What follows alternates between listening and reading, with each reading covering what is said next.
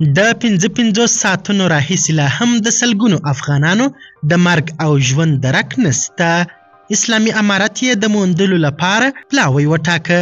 داسې ویل کېږي چې دغه 300 شهیدان د ایراني ځواکونو لخوا پټ کړل سوي دي. د افغانستان د اسلامي امارت د ملي دفاع وزیر مولوي محمد یعقوب مجاهد او د کورنۍ چارو وزیر خلیفه سراج الدین حقانی د پلټلو لپاره لاس په کار سوي دي. دا چې تازه د افغانستان حاکم نظام په اړه نور څه ویلي، ایران څنګه او ولې دغه شهیدان له ځان سره پټ کړي او د شهیدانو کورنۍ څه وایي، بشپړ حال را سره هم دغه روانه ویډیو کې کتلی شئ. سلامونه قدرمنو لیدونکو، مشال پریس یوټیوب چینل ته مو هرکلی کوم. د افغانستان اسلامي امارت د ایران پیښې څېړلو لپاره پلاوی وټاکه.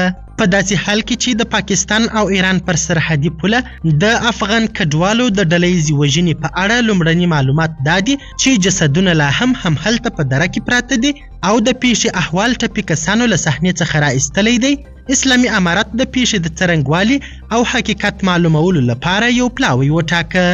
د افغانستان د اسلامي امارت لخوا په خپرې سوي اعلامیه کې ویل سوي د رئیس الوزرا ملا محمد حسن اخوند د مقام له لوري د دغو راپورونو په اړه د پلټنو او تحقیقاتو په موخه د کورنۍ چارو وزارت مرستیال مولا محمد ابراهیم صدر په مشرۍ د دفاع، بهرنیو چارو او سرحدونو چارو وزارتونو او د استخباراتو ریاست څخه متشکل یو پلاوي ته دنده سپارل سوې چې د دغې موضوع دقیقه څېړنه وکړي او راپور یې مولا محمد حسن اخوند سره شریک او د بعدي اجراتو لپاره له نوموړي هدایت ترلاسه کړي.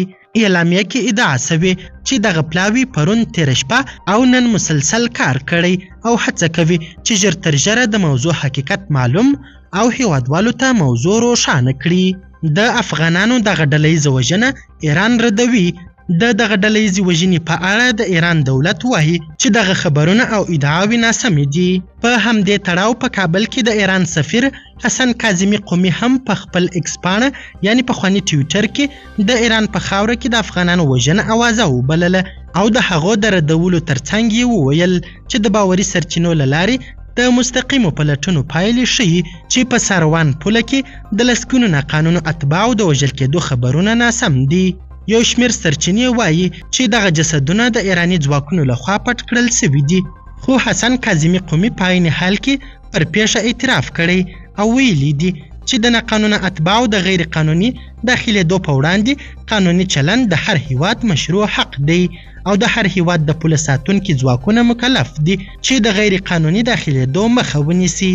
یا د پیښه کې تر 300 پورې افغانان په شهادت رسیدلي. قدرمنو لیدونکو، د ویډیو له کتلو مننه مننه. د لا زیاتو او نورو لحظه پر لحظه خبري مطالبو لپاره زموږ همدغه مشال پریس یوټیوب چینل سبسکرایب کړئ. تر بیا او بلې ویډیو ښه وخت ښې چارې د الله په امان.